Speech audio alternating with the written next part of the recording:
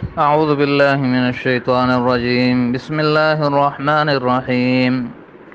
واذكروا الله في أيام معدودات فمن تعجل في يومين فلا إثم عليه ومن تأخر فلا إثم عليه لمن اتقى واتقوا الله واعلموا أنكم إليه تحشرون.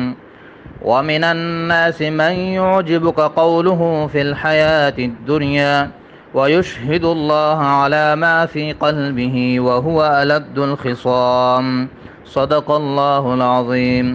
محترم سامعین، آج کے سبق میں ہم سورۃ بقرہ آیت نمبر 203 سے 207 تک پڑھیں گے. یہ پارہ نمبر 2 کا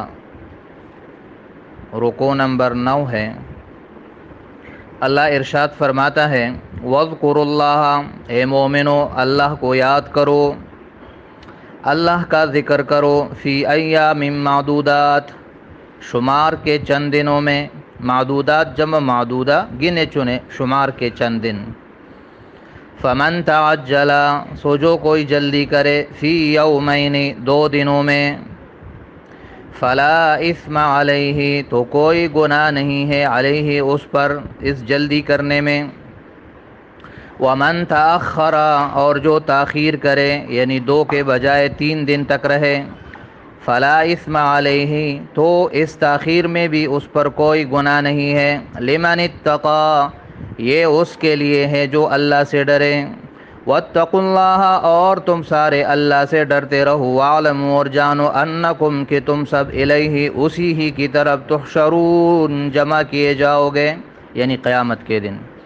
وَمِنَ النَّاسِ، اور لوگوں میں بعض وہ ہے، یعجبک، کہ پسند آتی ہے آپ کو، کہ اچھی لگے گی آپ کو، قولہ، اس کی بات، اے میرے نبی، فی الحیات الدنیا، دنیاوی زندگی کے بارے میں، یعنی اسے دنیا کے بارے میں بہت معلومات ہوتی ہے اور اس کے باتوں کا انداز بھی بڑا خوبصورت ہوتا ہے.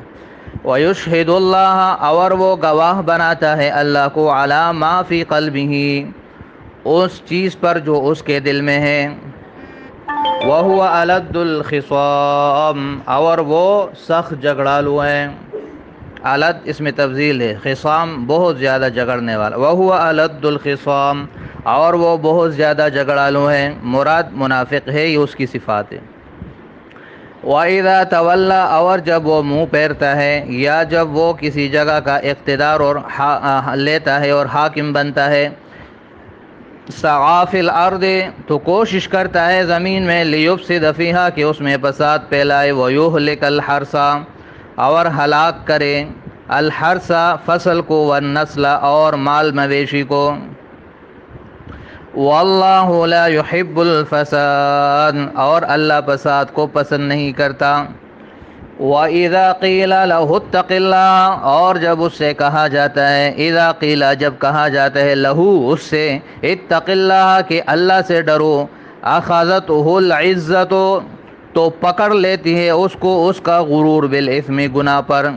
تو اس کا غرور اور تکبر اس کو گناہ پہ پنسائے رکھتا ہے.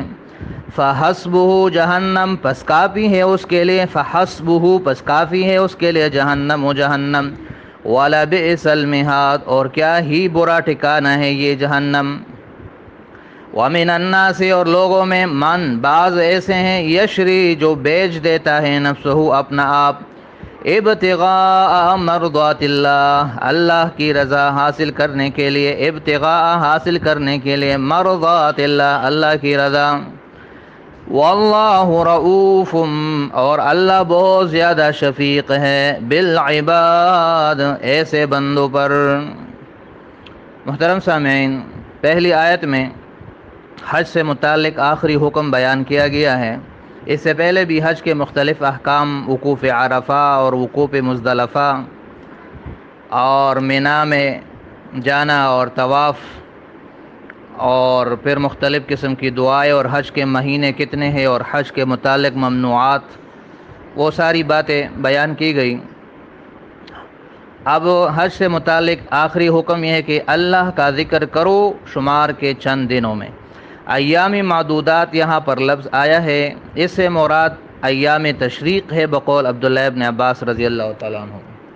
ایام تشریق یہ یاد رکھے 9، 10، 11، 12 اور 13 ذی الحجہ یہ ایام تشریق ہوتے ہیں، اور اس میں ذکر سے مراد تکبیرات ہے جو ہر نماز کے بعد واجب ہے، مرد کے لیے بھی اور عورت کے لیے بھی، مرد کے لیے بلند آواز سے اور عورت کے لیے پست آواز سے۔ اور یہ تاریخیں میں پھر بتاتا ہوں، 9، 10، 11، 12 اور 13۔ 10 کو بڑے عید کا دن ہوتا ہے، تو اس سے ایک دن پہلے جس کو عرفہ کا دن کہا جاتا ہے، یوم عرفہ، اس سے لے کر 13 ذی الحجہ تک کی عصر کی نماز تک یہ ایام تشریق ہوتے ہیں، اور اس میں تکبیرات تشریق کہے جاتے ہیں۔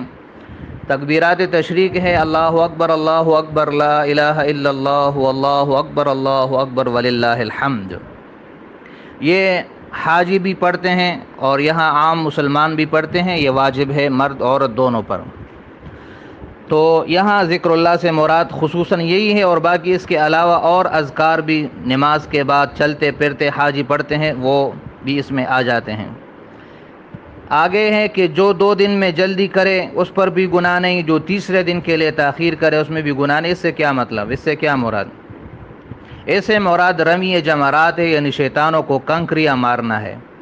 تو اگر کوئی 11، 12 کو تینوں شیطانوں کو کنکریاں مار کے واپس چلا جائے تو یہ بھی جائز ہے، اور اگر کوئی 13 تک یعنی تیسرے دن تک تاخیر کرے اور تیسرے دن پھر شیطان کو کنکریاں مارے اور پھر چلا جائے تو اس میں بھی اس پر کوئی گناہ نہیں ہے۔ کچھ لوگ اس تاخیر کو گناہ سمجھتے تھے، تو ان کی اصلاح کے لیے اللہ تعالیٰ نے یہ فرما دیا کہ ایسا نہیں ہے۔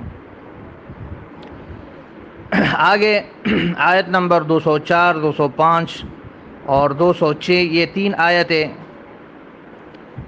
منافقین کے بارے میں نازل ہوئی ہے۔ ایک منافق تھا اخنس بن شریق، اس کے اندر یہ کام موجود تھے، اور الفاظ عام ہے تو ہر منافق یا ہر وہ شخص جس کے اندر یہ برائیاں موجود ہوگی وہ اس میں آئے گا۔ اللہ نے اس کی 5 برائیاں بیان کی ہے کہ کچھ لوگ ایسے ہیں کہ دنیا کے بارے میں ان کی باتیں آپ کو بڑی اچھی لگتی ہیں، یعنی منافق کی یہ صفت ہے، اور یہ کہ وہ دنیا کے بارے میں بہت معلومات رکھتا ہے اور دین اور آخرت کے بارے میں وہ بالکل صاف ہوتا ہے، اسے آخرت کے بارے میں کچھ پتہ نہیں ہوتا، اس کی زندگی ساری دنیا کے لیے ہوتی ہیں، اس کی ساری کوششیں وہ دنیا کو کمانے اور دنیا کو بسانے کے لیے ہوتی ہیں۔ تو دنیا کے بارے میں وہ بہت خوبصورت گفتگو کرتا ہے اور بہت زیادہ معلومات اس کے پاس ہوتی ہیں۔ دوسری یہ ہے کہ وہ جھوٹی قسمیں کھاتا ہے، کیونکہ اسے پتہ ہوتا ہے کہ مجھ پر کوئی اعتبار نہیں کرتا، تو اللہ کو گواہ بناتا ہے، یعنی اللہ کی قسمیں کھاتا ہے اپنی باتوں پر، اور اپنے آپ کو سچا اور اچھا اور بااعتماد بنانے کے لیے لوگوں کے سامنے قسمیں کھاتا ہے جھوٹے اور جھگڑے بہت زیادہ کرتا ہے۔ جیسے حدیث میں آتے ہیں منافق کی 4 نشانیاں ہیں، بات کرے تو جھوٹ بولے، وعدہ کرے تو خلاف کرے، امانت میں خیانت کرے، اور جب جھگڑا کرے تو گالی اور بد زبانی کرتا ہے۔ تو الد الخصام، بہت زیادہ جھگڑالو ہے، چھوٹی چھوٹی باتوں پہ جھگڑے کرتا رہتا ہے، لہذا اپنے آپ کو جھگڑوں سے بچانا چاہیے۔ منافقین کی صفتیں۔ چوتھی اس کی جو برائی بیان کی گئی ہے وہ یہ ہے کہ جب بھی اس کو موقع ملتا ہے زمین میں فساد پھیلانے کا، وہ فساد پھیلاتا ہے اور دوسروں کے کھیتیوں کو جلاتا ہے، اور مال مویشیوں کو اور بچوں کو، کسی کو بھی نہیں چھوڑتا۔ خاص طور پر جو سچے پکے مسلمان ہیں ان کو تو بالکل نہیں چھوڑتا، ان کے کھیتیوں کو اور ان کے مال مویشیوں کو اور بچوں کو ہلاک کرتا ہے۔ یہ اس کی چوتھی برائی ہے۔ اور 5ویں برائی ہے کہ جب اسے کہا جاتا ہے کہ اس گناہ کو چھوڑ دے اور اللہ سے ڈر جائے، تو اس کا غرور و تکبر اس گناہ پر اس کو پکڑے رکھتا ہے اور وہ اس گناہ کو نہیں چھوڑتا۔ اس کے اندر غرور و تکبر ہوتا ہے، جس کی وجہ سے اپنے برے کام اس کو چھوڑنے مشکل ہوتے ہیں اور وہ اسی پر اڑا رہتا ہے۔ تو ایسے شخص کا انجام اللہ بیان کرتے ہیں کہ اس کے لیے جہنم کافی اور وہ برا ٹھکانہ ہے۔ آگے آیت نمبر 207 میں یہ اس منافق کے مقابلے میں ایک اچھے سچے پکے مسلمان کی صفت اللہ بیان کرتا ہے۔ اس سے پہلی آیتوں میں بھی دو قسم کے لوگوں کا ذکر تھا، ایک وہ جو صرف طالب دنیا تھے اور دوسرے وہ جو طالب دنیا بھی تھے اور آخرت کو بھی مانگتے تھے۔ یہاں پر دونوں کی مثال ہے کہ پہلا جو منافق ہے وہ صرف طالب دنیا ہے، اور یہ آخری آیت نمبر 207 میں وہ شخص ہے جو طالب دنیا اور طالب آخرت دونوں ہیں، لیکن اس کے دل میں اللہ کی رضا اور طلب آخرت وہ دنیا سے زیادہ ہے۔ تو فرماتے کچھ ایسے ہیں جو اپنے آپ اور اپنا مال جان سب کچھ بیچ دیتا ہے اللہ کی رضا کے لیے۔ یہ صہیب رومی رضی اللہ تعالیٰ عنہ، یہ اس کے بارے میں خصوصی طور پر نازل ہوئی، الفاظ اس کے بھی عام ہیں، جو بھی یہ صفت رکھے گا اس کے لیے یہ ہے۔ وہ ہجرت کر رہے تھے، راستے میں کافروں نے ان کو پکڑا، اس نے کہا کہ ایسا کرو، یہ میرے پاس اتنے سارے پیسے ہیں اور گھر میں بھی اتنے سارے پیسے پڑے، وہ یہ سب لے لو، مجھ سے کیا چاہتے ہو، مجھے چھوڑ دو کہ میں ہجرت کر کے چلا جاؤں۔ تو انہوں نے اس کا سارا مال اور اسباب سب چھین لیا اور اس کو چھوڑ دیا۔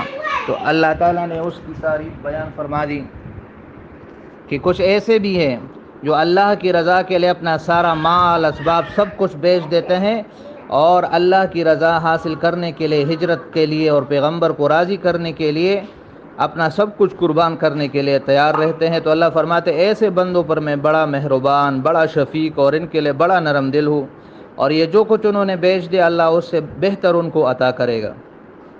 تو یہ دو قسم کے لوگوں کا تذکرہ ہے۔ اللہ ہمیں ان اچھے اور پکے سچے مسلمانوں میں شامل کر دے جو اللہ کی رضا کے لیے اپنا سب کچھ قربان کرنے کے لیے تیار رہتے ہیں۔ یہ آج کے سبق کا خلاصہ ہے، امید ہے آپ کو سبق سمجھ آ گیا ہوگا، باقی انشاءاللہ کل پڑھیں گے۔ صدق اللہ العظیم و صدق رسولہ النبی الکریم۔ السلام علیکم ورحمۃ اللہ وبرکاتہ۔